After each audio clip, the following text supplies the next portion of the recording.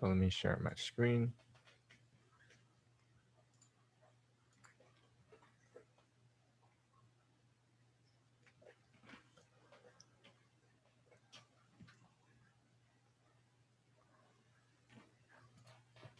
All right. So today we'll be dealing with two topics. We have the change of variables, and we'll be doing vector fields later. So first of all, let's go over the change of variables formula. So what this says is that, so you've seen this before, like let's say U substitution is a type of change of variable in one dimension. Polar coordinates is one in two dimensions. And then there are more general things in two dimensions.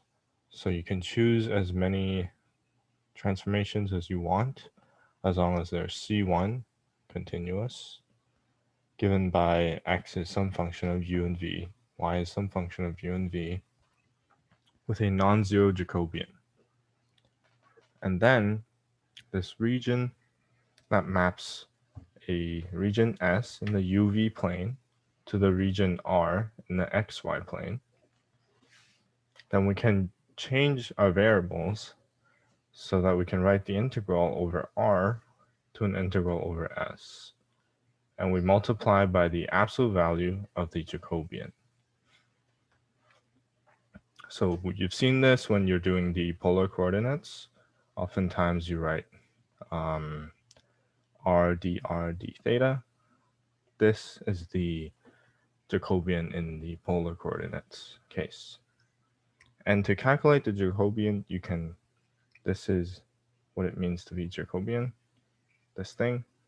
And then the definition is the determinant of this cool looking matrix. Kind of long, but yeah. Are there any questions so far?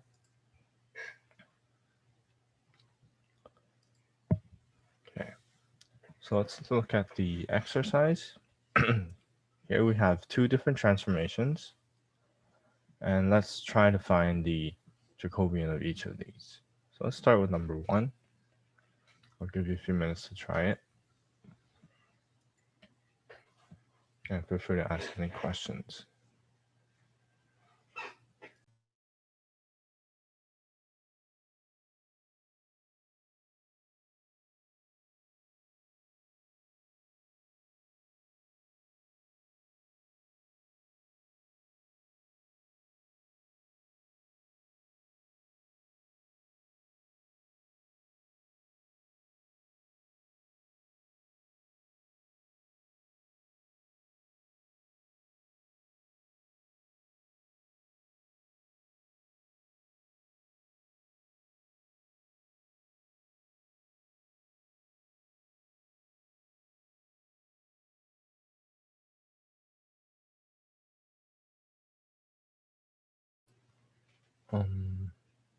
For given y squared equals v, we took two possible solutions.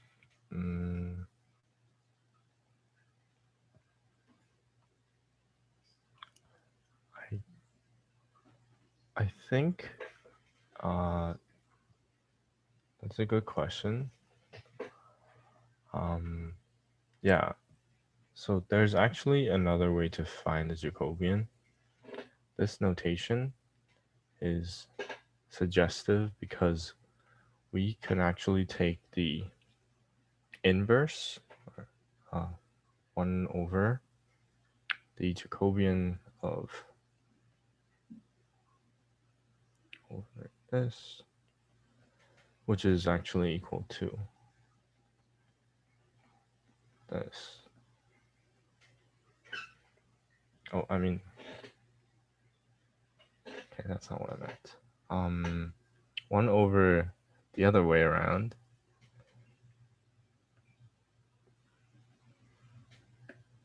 Okay. Let me see. What I meant is that you can actually take 1 over this to find this thing over here. So instead of solving for this, you can focus on this part.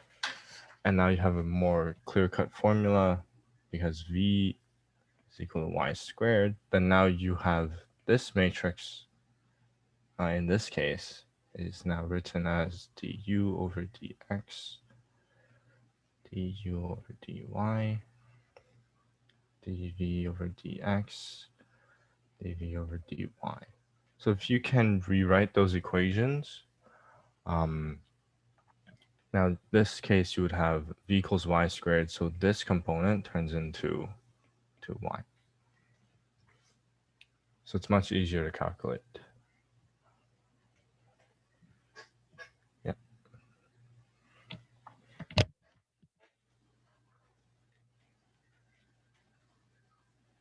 Yeah, I think this trick is not mentioned in the book. I learned it in a different course, but it works.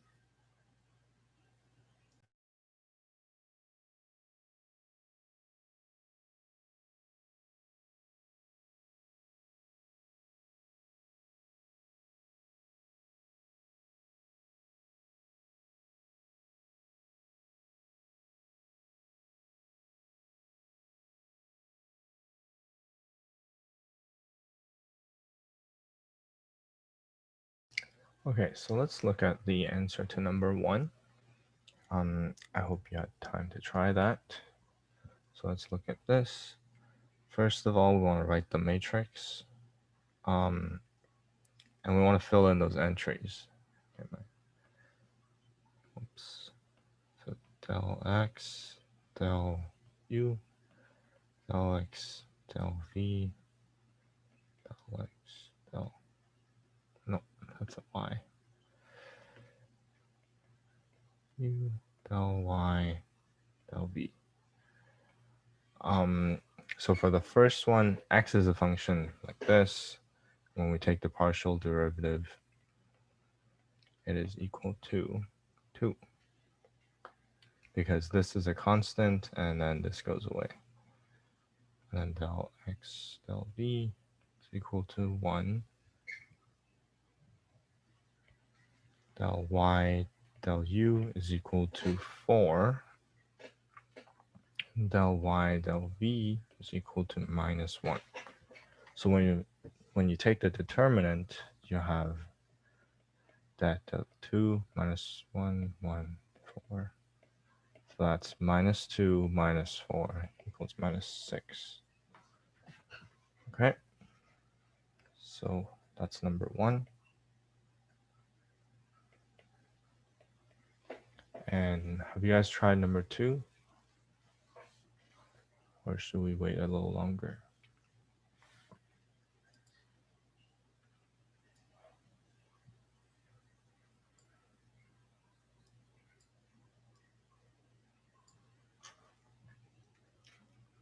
I'm guessing that's a no.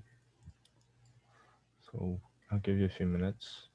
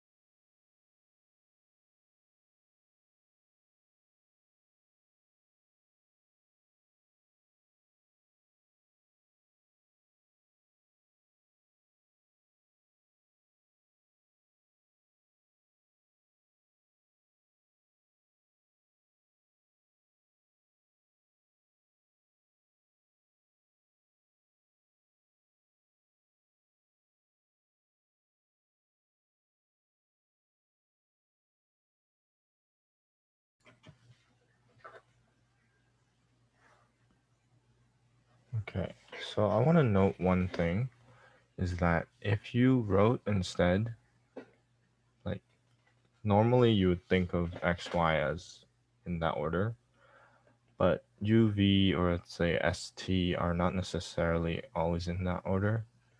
like if you wrote this, you would have the matrix like this.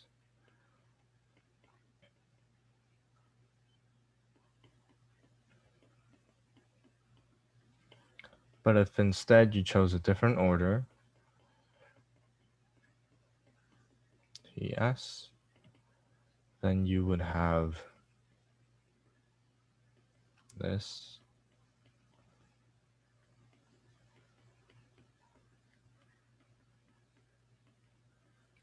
And because this is obtained, you can obtain these two matrices just by swapping one column.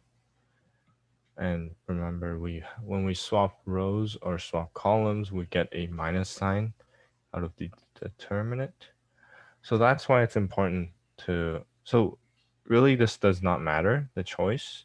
But remember, when you take the integral, that's why we have the absolute values, because we want to eliminate any of these ambiguities. Okay, so let's look at number 2. So I'm going to choose the ST version, and let's look at the partial derivatives. So when you differentiate with respect to s, the cos t is just a constant. So you can treat this as constant, and s goes to 1.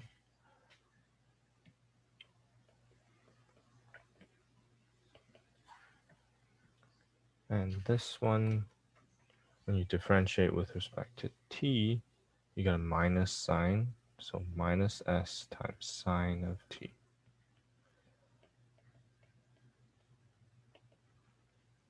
This is now sine t. And lastly, you have a s cos t.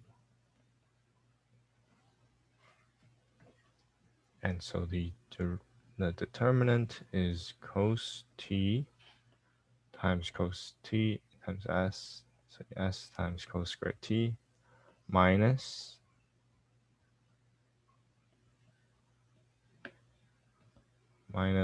a minus, so it's plus s sine squared of t, and you can factor out the s, and then by the trig identity, you have 1 over here, so it's just s. All right, so let's look at some other examples. This time you're given an integral, and you want to look at how this transformation can help you evaluate the integral. So I'll give you some time to do that.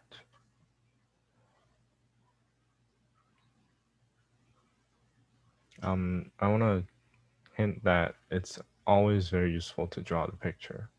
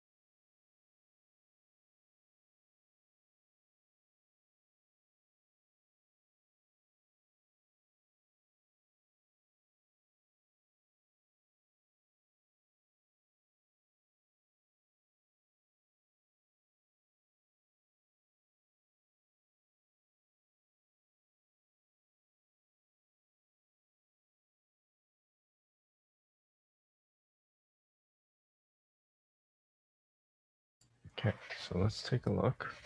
So first of all, we have the region in xy plane that is given by these three vertices. So let's draw that.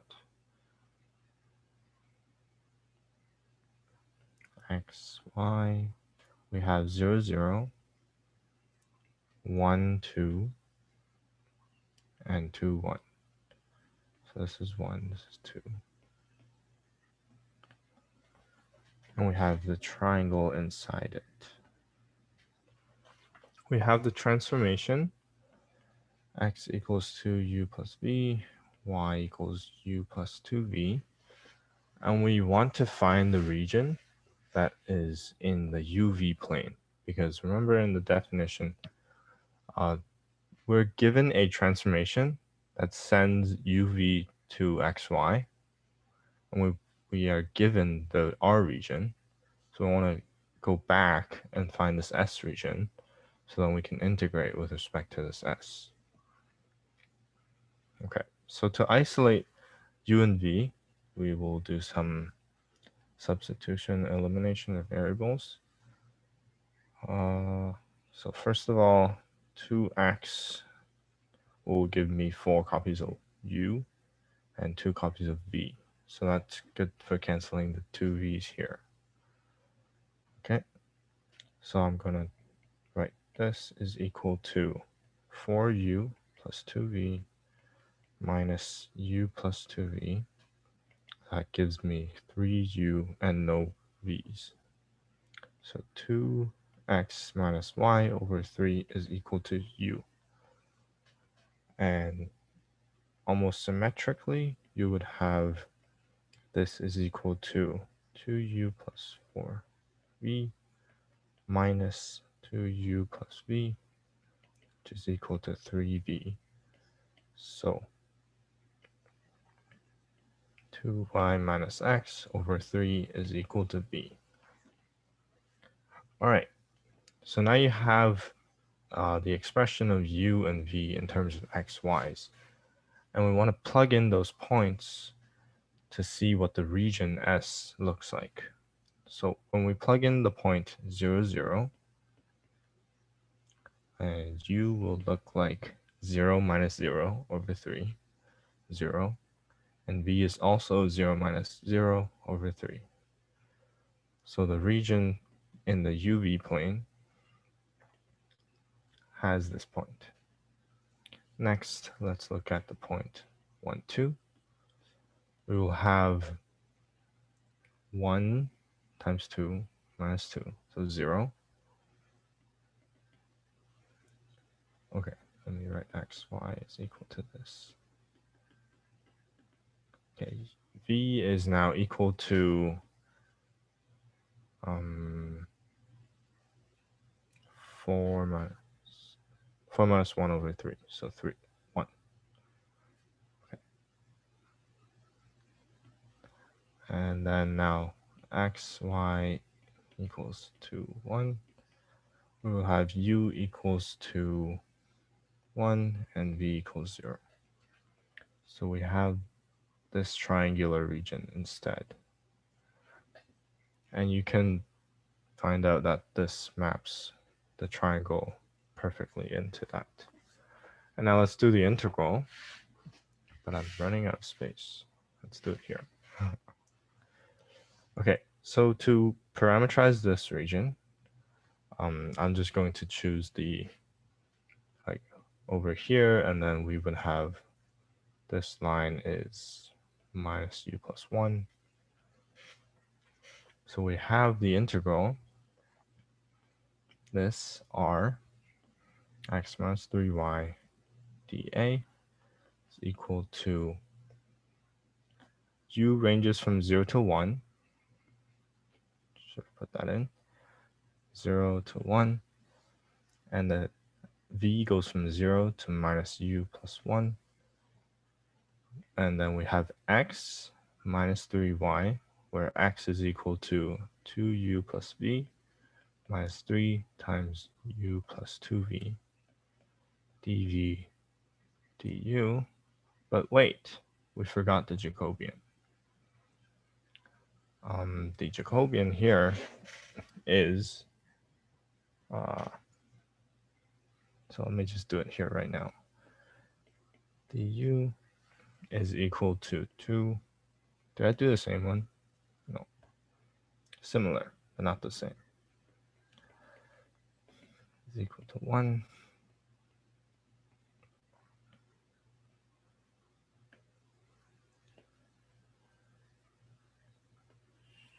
Move it here. All right. Du is equal to 1, and the same for here, 2. So the Jacobian we have is 2, 1, 1, 2, which is equal to 4 minus 1, 3. So remember, we need to put absolute value of 3, dv du. Now this integral is equal to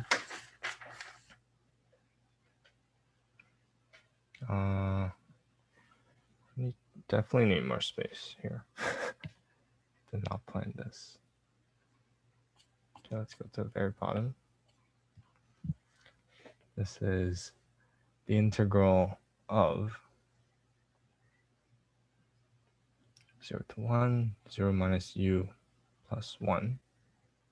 So the inside variables cancel out. Okay, I'm going to pull the 3 out because the Jacobian is a constant. And so the inside is just 2u plus v minus 3 times u plus 2v dv du equals to this minus u minus 5v dv du. And you can integrate this with respect to v and get that it's equal to minus uv minus 5 over 2 v squared.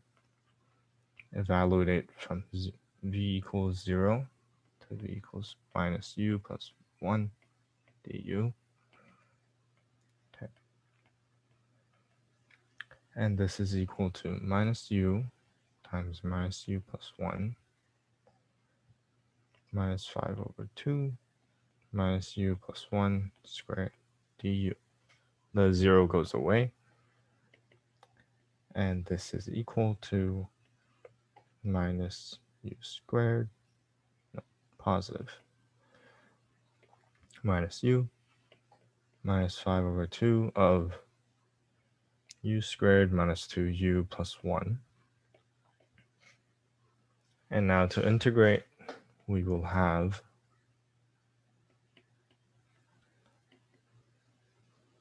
u to the 3 over 3 minus u squared over 2 minus 5 over 2 u to 3 over 3. You can definitely just get rid of this fraction first and then integrate, but I think that's not very useful anyways. I'll just skip that step. I'll keep doing this. And then 0 goes away because every term has a u in it. And then when we plug in 1, we will get 1 over 3 minus 1 over 2 minus 5 over 2 of 1 over 3 minus 1 plus 1. And so these cancel out, and you will have 3 times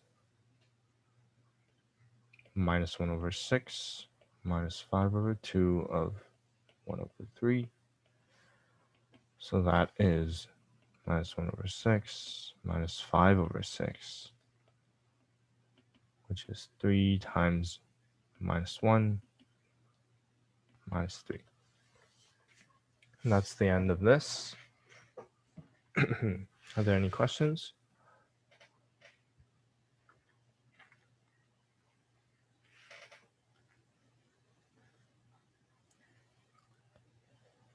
Okay, if not, let's move on. Okay, so I also gave you the formula for the triple integral. They're defined in very similar ways. You have these transformations. Also, like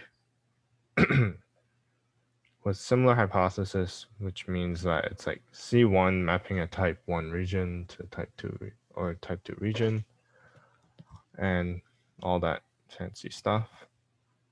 And the Jacobian is given in a very similar way. So it's the first variable across the first column, first row, and the column is given by this. So maybe to a different color.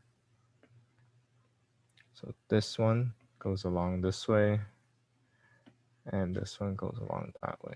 Yeah. So I erase the excessive arrows. Okay. And you can actually do this for any number of dimensions, more than 3. Probably won't see that in this course. And there are less examples on this in the textbook, so you can try to do that yourself. But once you've mastered second, like the 2 dimensions, you can definitely do this as well. Oh yeah, and probably cylindrical coordinates and spherical coordinates are special cases of this.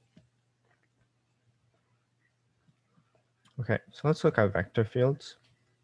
A vector field is a function that takes 2-dimensional inputs and gives you 2-dimensional inputs. So a 2D vector field takes in points in R2 and gives you vectors in R2. And so you would have an arrow attached to every single point on this plane, but obviously you can't draw every single one.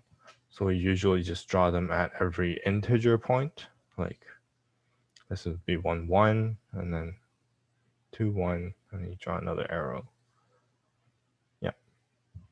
And then in 3D, it's defined exactly the same way. You take points in R3 to vectors in R3, but it would be much harder to draw and some point. And you don't even know which way it's pointing without like a 3D software. Okay. And another definition is the gradient vector field. So if you have a scalar function, f, so what this means is that it's a variable, it's a function that takes in 2 variables, so points in R2, and gives you 1 output, so a variable, and not a vector. And we have the gradient that's given by the partial derivative with respect to x, and then the partial derivative given by y, and multiply by I and j, like the unit vectors in R2. So we can actually define this as a vector field attached to the function f. And similarly, you can do this for 3 dimensions with the other partial derivatives and the other unit vectors. And these are pretty handy because later on you'll learn that gradient vector fields are a very special class of vector fields. Okay, and it's also in your assignment, so you should know them. So here's an example that's related. So you have these 2 functions that are scalar, and you want to find their respective gradient vector fields. So I'm going to give you some time to work on this. And as always, ask questions if you need.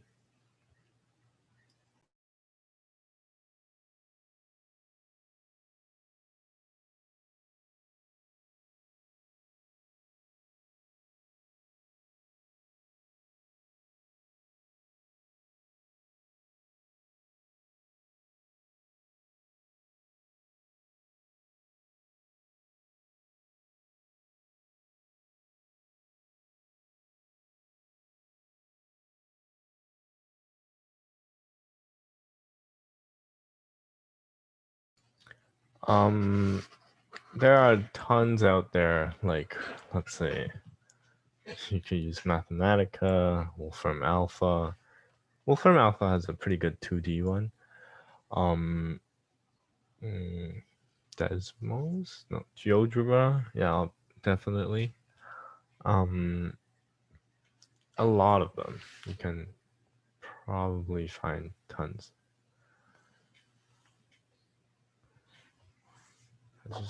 Just Google it and you'll see many. Like there's some university softwares as well.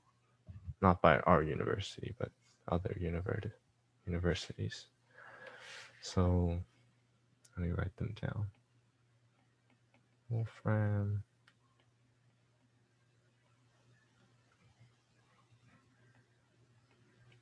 These are pretty standard though.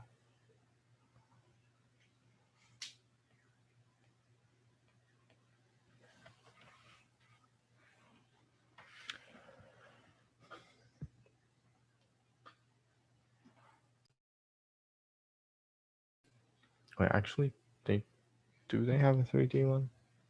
Not sure. Last I used was 2D.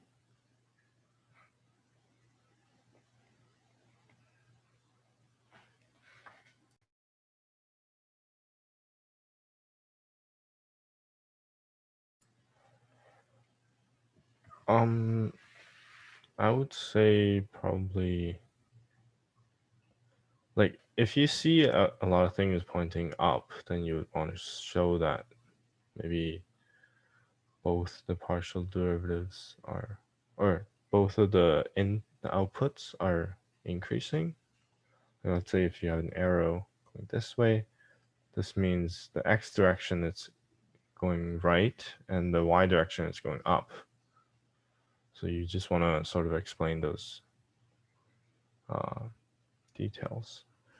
I would say not much because I think they're pretty generous with marks in this course.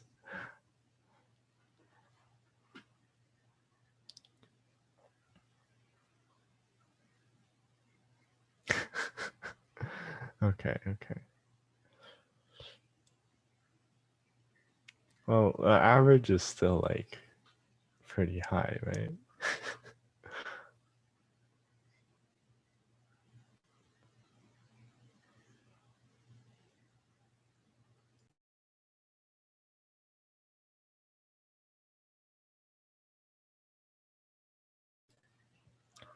We'll see. I hope not.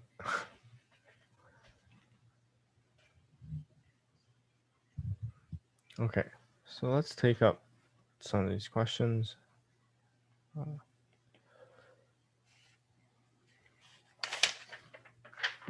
New paper. Okay. Right. So number 1, let's look at the partial derivatives. F of x, we will take the derivative with respect to x. So y is a constant. We can ignore that. And then the inside, you have sine of xy, and that turns into cos of xy with an extra y coming out because of the chain rule. And so this is y squared cos xy. And then fy is equal to, so now you have a product of functions that are with respect to y. So the first one gives you, if you differentiate y and treat this the same. So this is the product rule I'm using. Then you have cos xy with an x coming out because of the chain rule again. So there's many steps here. So prod and chain. So make sure you remember your calculus techniques.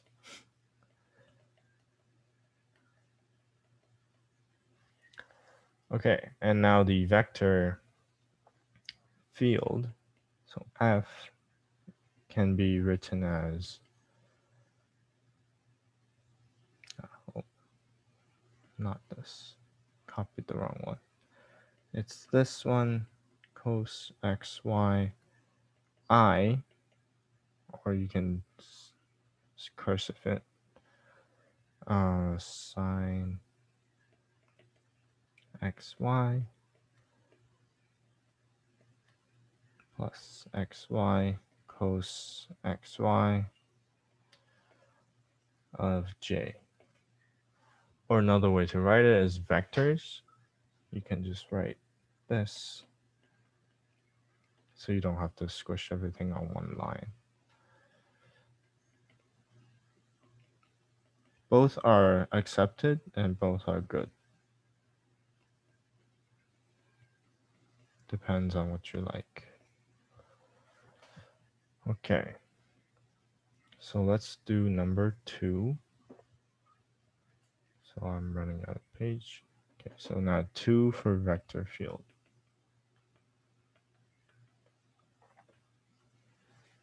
The question is square root of x squared plus y squared plus z squared.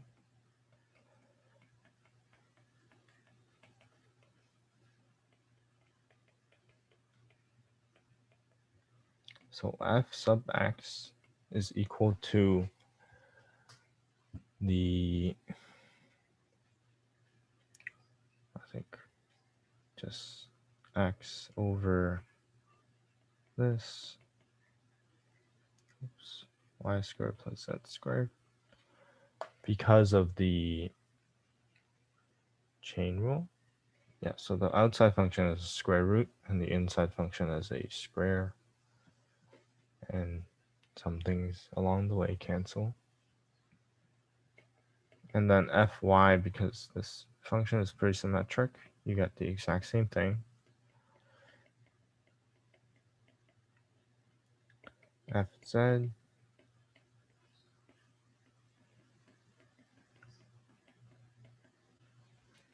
okay, and so you at last you can just write this. Big F is all these components times I, j, and k.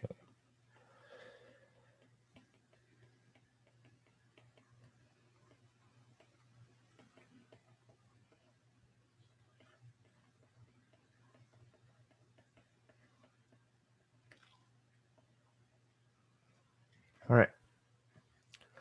And for the third one, I think you, this one's a little more complicated. So I'll copy it down and then you can try it again. Tell me when you're done. So x squared y e to the that. Okay, so yeah, give you a couple minutes.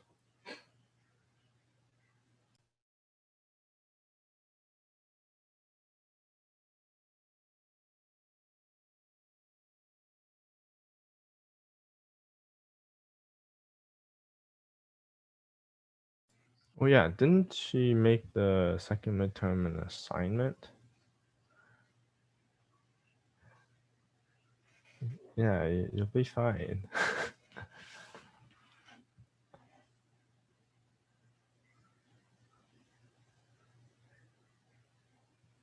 Yeah, but you can look over it for a whole week.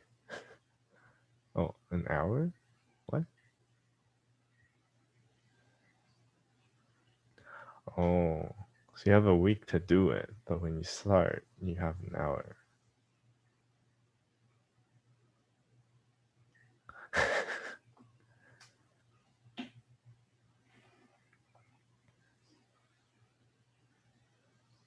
Yeah, I believe in you.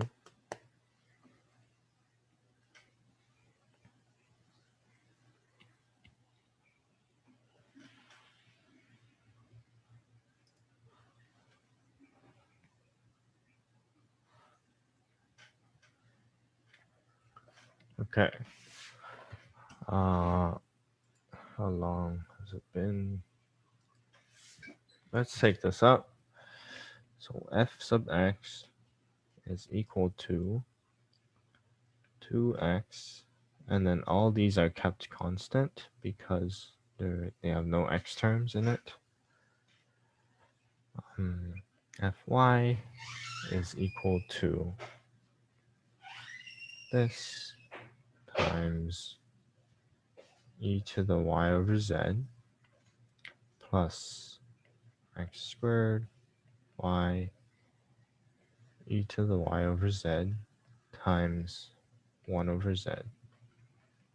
So this comes from chain rule, and this is product rule.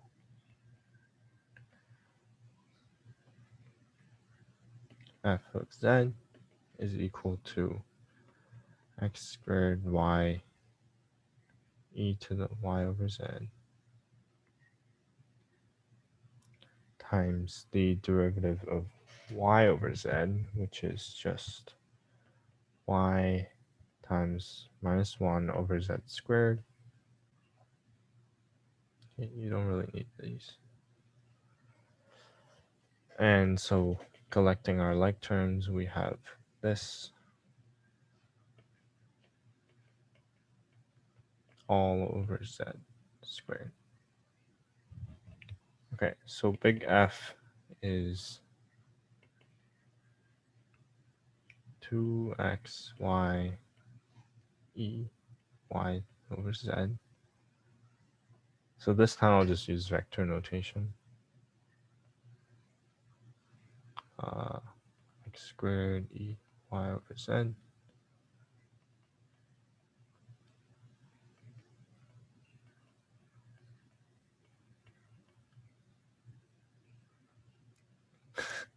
Maybe it's less clear. I don't know. You tell me.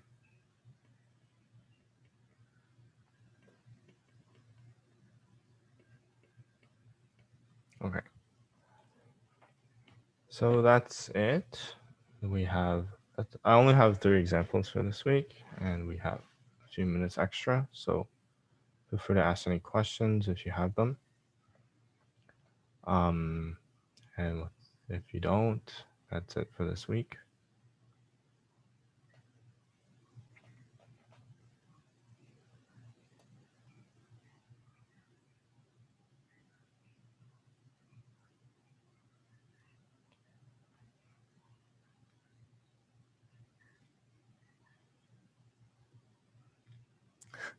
Oh, it was good.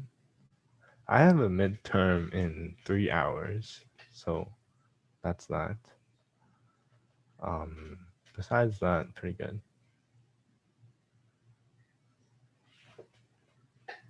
It's Math 445, representation theory.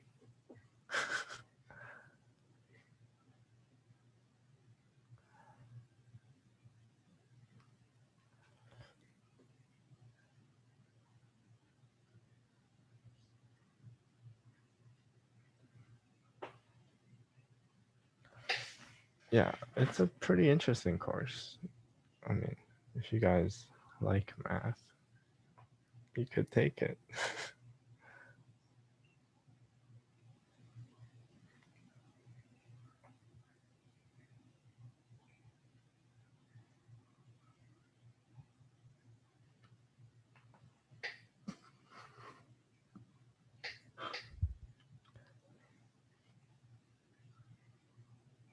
How about you guys? What did you guys do?